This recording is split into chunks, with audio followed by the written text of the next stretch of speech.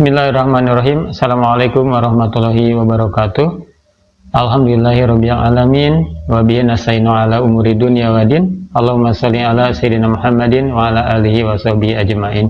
Alhamdulillah, sahabatku, kita bisa berjumpa kembali di channel Kang Denny 76, dan kali ini kita akan membahas sebuah fenomena yang sedang ramai sekarang itu, yaitu analogi lantunan azan disamakan dengan gonggongan anjing. Nah, ini sebuah pernyataan yang menyakitkan, sebuah pernyataan yang menjijikan, dan kita tentu harus meresponnya dengan sebaik mungkin. Dan kita sudah melihat dari kemarin sampai sekarang, kita masih bisa membaca bagaimana komentar-komentar umat tentang hal ini. Kemudian kita pun bisa menonton dari para tokoh yang sudah berkomentar, sudah memberikan respon, reaksi terhadap ucapan dari salah seorang pejabat ini. Dan saya pun insya Allah akan berikan komentar ini semata-mata insya Allah karena untuk memenuhi salah satu yang bisa saya penuhi dari tuntutan Rasulullah Shallallahu Alaihi Wasallam, bahwa ketika kita menghadapi sebuah kemungkaran, maka ada sikap yang bisa kita lakukan. Pertama, menghentikannya dengan tangan, dengan kekuasaan, dengan kewenangan. Kalaupun tidak bisa, maka dengan cara yang kedua, yaitu dengan lisan, dengan tulisan. Kalaupun tidak bisa, maka kita menolak dalam hati, tidak ridho dalam hati dengan ucapan tersebut. Dan tentu ini adalah selemah-lemahnya iman. Dan saya akan mengambil porsi yang kedua, yaitu dengan lisan dan dengan tulisannya, insya Allah. Nah, kita untuk melihat ini bisa dilihat dari dua sisi, ya. Yang pertama dari sisi kenapa, yang kedua dari sisi untuk apa. Dari sisi kenapa, nah, kenapa ucapan ini bisa muncul? Ya. Kemudian saya analogikan begini, ketika seseorang itu benci kepada sesuatu, ketika seseorang itu tidak suka kepada sesuatu, maka apapun yang berhubungan dengan sesuatu itu dia tidak akan suka, bahkan benci. Jadi ketika ada satu hal yang dibenci oleh seseorang, maka seluruh simbol yang mengasosiasikan, yang terasosiasi dengan yang dibencinya itu, maka itu akan dibenci pula. Bagaimana dengan azan? Azan adalah salah satu simbol Islam, salah satu syiar Islam. Maka kita bisa merunut dari itu, kita bisa melihat bagaimana apa yang ada di dalam otaknya, apa yang ada di dalam hatinya, direpresentasikan melalui lisan dengan ucapannya tadi. Bahwa yang mengucapkannya itu mungkin benci kepada apa yang disimbolkan dengan azan itu. Dan azan adalah salah satu bagian dari simbol Islam. Ya. Sekali lagi, kenapa bisa ada ucapan seperti ini? Bisa jadi karena ada kebencian terhadap sesuatu, maka simbol-simbol yang mengarah kepada sesuatu itu juga dibenci. Kita bisa diperkuat dengan data-data di internet yang sudah terjadi, ya. Bagaimana?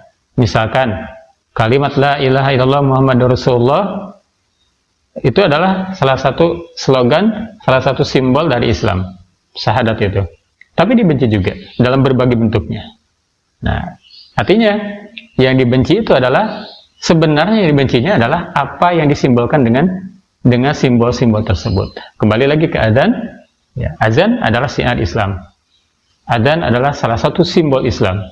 Nah, ketika ada orang yang benci kepada simbol Islam ini, maka kita bisa menduga apa yang ada dalam hatinya, apa yang ada di dalam pemikirannya. Mungkin dia benci kepada apa yang disimbolkan dengan simbol itu, yaitu Islam. Kemudian yang kedua, kenapa ini bisa terjadi? Kenapa ini bisa muncul dari mulut seseorang? Ya. Karena ini merupakan satu bagian puzzle kecil dari puzzle yang disusun nanti membentuk sebuah puzzle besar yang bernama Islamofobia. Ada sebuah skenario besar yang bernama Islamofobia. Maka untuk melaksanakan Islamofobia ini, maka disusunlah berbagai rencana aksi. Dan yang pertama dimatikan adalah simbol atau syiar Islam. Ya. Jadi ketika ada hal-hal yang seperti ini, kita akan berpikir sama. Oh, ini dalam kerangka Islamofobia. Oh, ini dalam kerangka ingin melemahkan Islam, kebencian terhadap Islam. Maka ketika ada kejadian apapun yang sejenis dengan ini, kita akan berlaku sama, memandang dengan kacamata yang sama, bahwa ini adalah proses dari de-islamisasi. Ini proses dari Islamofobia, untuk mewujudkan Islamofobia itu. Yang kedua, kita berbicara dari untuk apa, gitu. Untuk apa ucapan seperti ini? Siapa yang diuntungkan dari ucapan seperti ini? Wallahu alam, ya. Tetapi pasti ada pihak yang diuntungkan. Nah, saya mendengar ucapan dari Ustadz Felix, ya, ketika menceritakan tentang Turki zaman dulu, ketika kekhilafahan itu digulingkan, kemudian diganti dengan sekulerisme. Ya, azan serta merta dilarang dalam bahasa Arab, azan harus dalam bahasa Turki. Kemudian ada sanksi yang tegas terhadap orang yang masih ngeyel azan dengan bahasa Arab. Nah, apa yang terjadi? Giroh keislaman menjadi berkurang. Giroh keislaman menurun drastis karena seolah-olah Islam dipisahkan dari ruhnya bahasa Arab. Ya, karena semua ibadah kita itu mayoritas memakai bahasa Arab. Bacaan-bacaan sholat itu bahasa Arab. Kemudian azan juga bahasa Arab. Segala macam mayoritas peribadahan kita menggunakan bahasa Arab. Maka ketika salah satu bagiannya dihilangkan, azan itu dihilangkan dalam bahasa Arabnya, harus dengan bahasa Turki, maka apa yang terjadi? Sekali lagi, semangat keislaman menjadi menurun, ruh Islam itu dipisahkan dari ibadah umat muslim.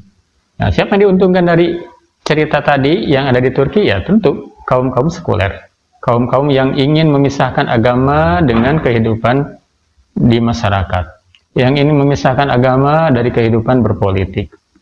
Ini yang diuntungkan seperti itu. Bagaimana dengan di kita yang terjadi hari-hari kebelakang? Siapa yang diuntungkan dengan ucapan ini? Ya Allah alam, ya. Kita tidak bisa menebak, tetapi kalau kita melihat cerita di Turki itu, ya mungkin skenario yang sama. Dalam rangka sekulerisme, dalam rangka ingin melemahkan Islam, dalam rangka ingin mewujudkan kebencian Islam itu sampai ke akar-akarnya. Demikian, ya mudah-mudahan ini menjadi gambaran. Ya semoga adapun nanti kalau ada yang perlu didiskusikan, ya silakan di kolom komentar, dan ini hanya pendapat pribadi saya. Ya, semoga menjadi sebuah pemahaman bersama, ya, bahwa kita ini sedang di dalam rongrongan, bahwa kita ini, umat Islam ini sedang ada di dalam bahaya yang mengancam dari berbagai penjuru, dan kita langkah terbaiknya adalah tidak tenang-tenang saja, tetapi harus berusaha untuk menggali Islam dengan sedalam-dalamnya, menggali Islam dengan selurus-lurusnya, dan semoga Allah menguatkan kita semua, mengistiqomahkan kita di dalam jalan yang diridhoinya ini. Wallahu alam. Assalamualaikum warahmatullahi wabarakatuh.